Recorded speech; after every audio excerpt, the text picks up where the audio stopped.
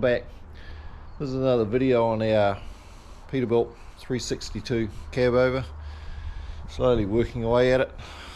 Today's exercise is going to be, I'm going to have a look at the batteries down here. Not having a book on the truck, a little bit lost. I can see it's a 12 volt system. It's got two positives and two negatives. So I assume they run two 12 volt batteries in there. A little bit unusual to be two separate systems, but yeah, I'll work that out. So what I'm going to do is I've put an old battery in there and I've hooked one set of leads up, and I'm going to put a set of jumper leads on from the other terminal to the other connections here to see if we can power it up, and then we'll go in the cab and we'll turn the key on and see what happens. Pop this up, see what we can do. It can only go a bit wrong, can't it? Put that on there. It's not going to touch anything. Put positive on first. Put that one on there. Somehow I don't think we're going to have a lot of life. We'll soon find out. Alright, put that one on there. I suppose if the truck burns to the ground, we can always say we tried. Alright, what have we got there? That's alright. No sparks. Don't know if that touches down there. It's only earth. Right, I don't think we've got any battery isolation switches anywhere in the system. Can't see anything here. Right, we'll turn the key on, see what happens. Oh my god. Look at that. I've got a noise. Right, we'll hop up in the cab.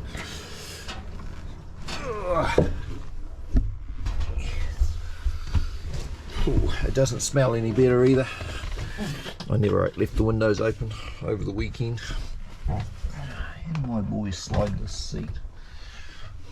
Must be right back already. Where's the adjuster? Oh, there it is. It's under there.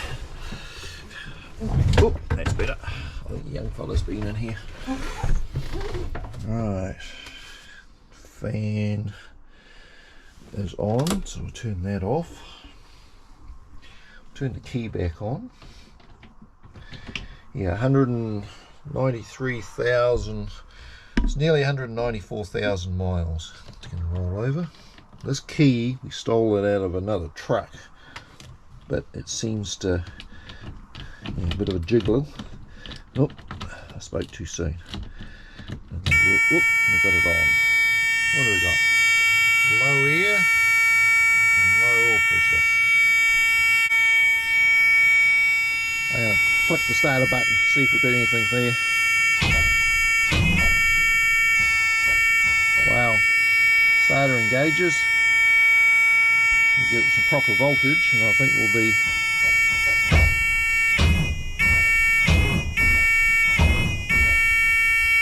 the engine's going to wind over. We'll have to maybe put a spanner on there and check that first. I know it's got water and oil, but yeah, interesting. It's looking positive. Right, I'll try and talk to you as I do this. I'm going to throw a strap on the cab here. Show how all this is going to work, just for safety. There's going to be a few resets, I can see that coming, but don't want to have a disaster at this point in time. Somewhere, get that through, I think. Hold it through there. Leave it up through there. No, that one. Grab it. Just choke it.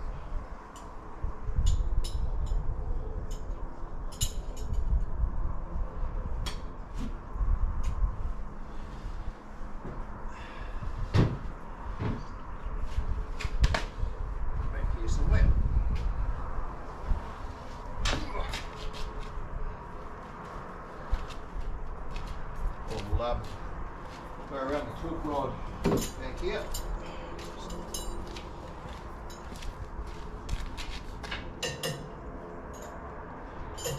I sit and watch Peterbilt Mike, another good YouTuber, Twin Sticks, and when I had the opportunity to look at one of these trucks.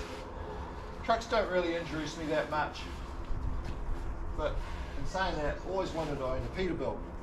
So when I went and looked at this, I thought about what had to be done and the time involved, and I keep watching those guys on YouTube and I look at the resources they have and I think to myself, well, if they can do it, there's no reason why I can't do this. It inspired me to go and obtain this truck and do what I am, and I'll try and vlog it. I'm not going to be a professional YouTuber. Obviously my videos will get better as time goes on, get used to talking to the camera. But for those of you that start to follow me, I intend to keep this going throughout, a little bit of slack, throughout the rebuild process. And obviously people will decide whether it's worth watching or not by the amount of subscriptions and followers I have. But yeah, positive feedback, comments. Obviously I'll try and read all the comments. We'll go and give this another pump and see how far we get. The problem I'm having here is the jack's running out of oil. I just don't know. Keep putting it in as it goes up. Just worries me when I let it down, it's all going to come back out. It doesn't seem to breathe. Maybe a breather on it somewhere. Can't see one. Slow to fill too. Not having a workshop manual for the truck, a little bit of a hindrance. I see they're available, but living in New Zealand is a bit of a painful process for shipment. When you buy, obviously out of the States, yeah, it's not cheap. You live in the wrong part of the world if you're doing this type of thing.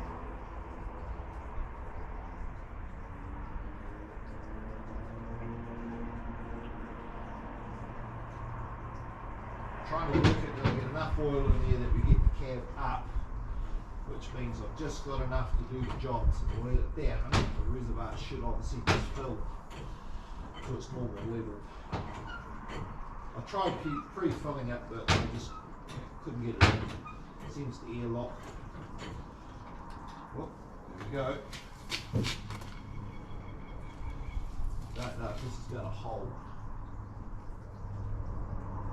Yeah, seems to. The valve seems to work on the jack. Far too much slack on the strap here. Make an adjustment. Get a bit off. Work through.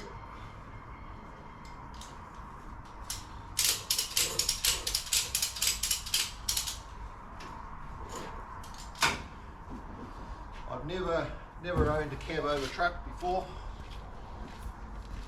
First time caller for this. A few more pumps. There is a lock on the ram there which is operational. Freed it all up, so it should hopefully drop down on the ram catch. Over the centre of balance now. Don't very much at all. Straps going tight. Holding on the valve. I think the valve's holding. Now move a little bit. Pretty nervous thing to do. I don't want to tip the cab right up there, but not stop. It's got another 6 inches to go or so, 150 mil before it drops in on the lock. We'll clear at the front here. Leave a little bit more strap off. I could put a come along on there, I suppose. Should be able to do it with this. Weight on that. Run a little bit.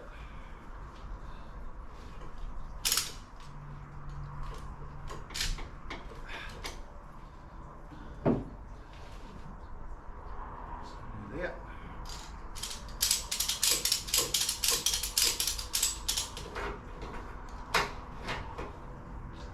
See what that does.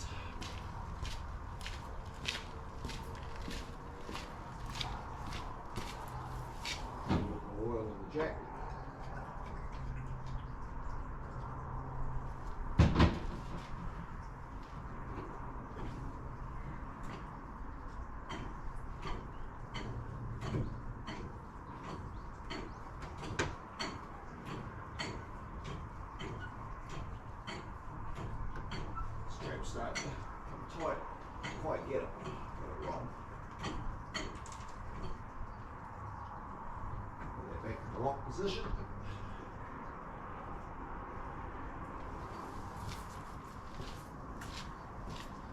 What have we got left on there? Still got a bit to go. I see this one's got a cable on here for pulling and releasing the lock. Wants a lot of CRC on it.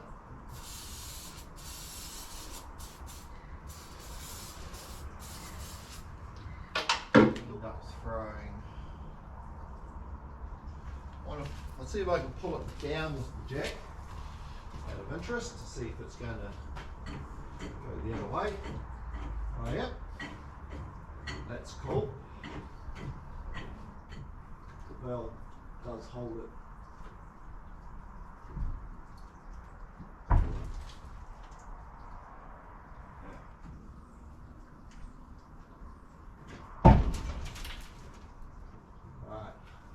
The lock and the strap have caught at the same time, so I'm happy with that.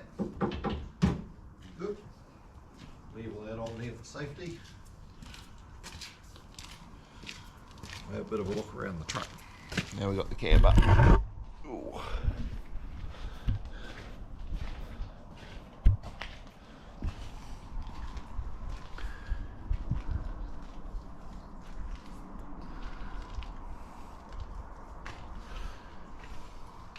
I'll clean that plate up on the side there.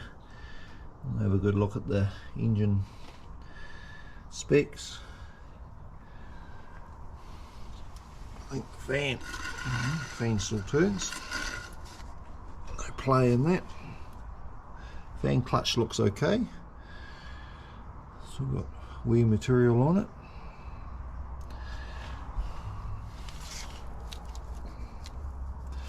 So the belt to be pretty perished. Be right to give it a run here once we get it going. Yeah. So as I said before, we'll end up washing it today, and gives the opportunity to have a better look. Something I haven't done yet is clean the diffs off and find the tag on there. Find the ratios. We'll get there. Manifold doesn't look too bad. Doesn't look like it's broken bolts.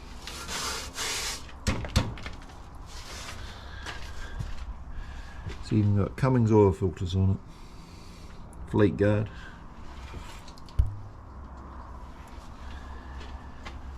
A wire off the alternator here, earth wire, earthed out to there, corrosion. I don't know why they parked the truck up. I mean, there was obviously, I think 6 of them there, counting this one, and I don't know why they pulled them off the road. As you can see, we've still got lots of grade 5 chip, grade 4, 5 road chip. Something we have here in New Zealand on our roads is we use tar with crushed stone for our road surface and our concrete roads. When they reseal, it sticks to everything on a hot day. When the road bleeds, you can see it all up here in the lights. But one thing we don't have, and that's salt. And they put salt on our roads, so we don't have the corrosion factor. As I see on the other YouTubers I follow with some of their trucks, it's just frightening. This truck would be in the scrap heap by now if it was over there, I'd say. Another YouTuber I follow is, I'll have to check the name just to make sure I've got it correct, but CF Nevada. He's got a 362. He's repainted the cab on. Actually, he's done some work on his frame, done torque rods, but it's got a Detroit in his one. Quite a neat guy to follow.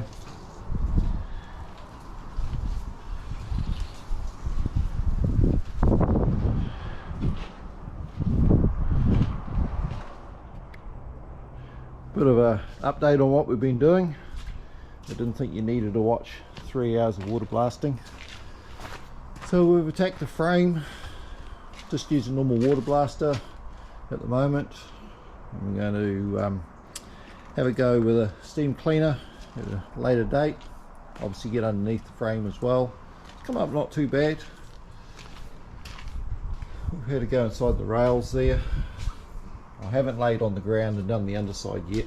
I thought I'd start from the top, work my way down.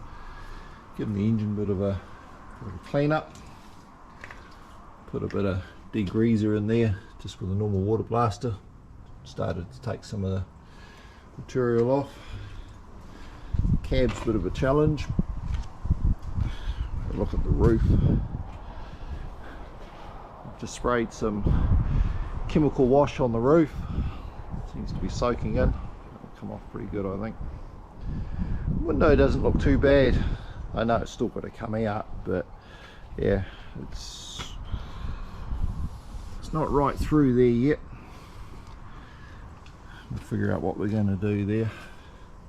I'm hoping we can just remove the window, and if it's gone off where the rubbers are, may be able to cut it and re-weld a piece on there. Don't really know. One issue I can see is up under the cab here. The light's a bit wrong for you. It's got corrosion between the rooftop and that frame.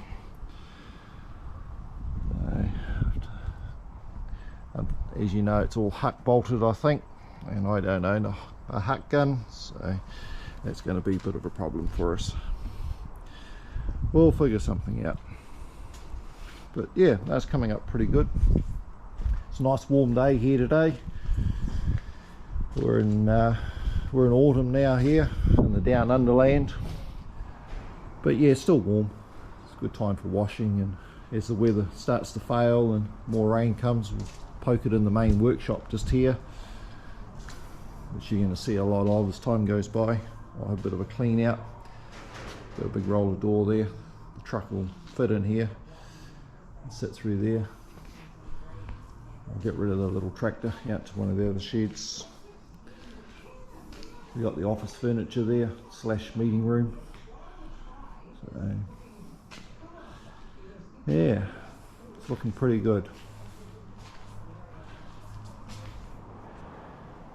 Right, another update on what's been happening. Been washing for another hour and a half probably.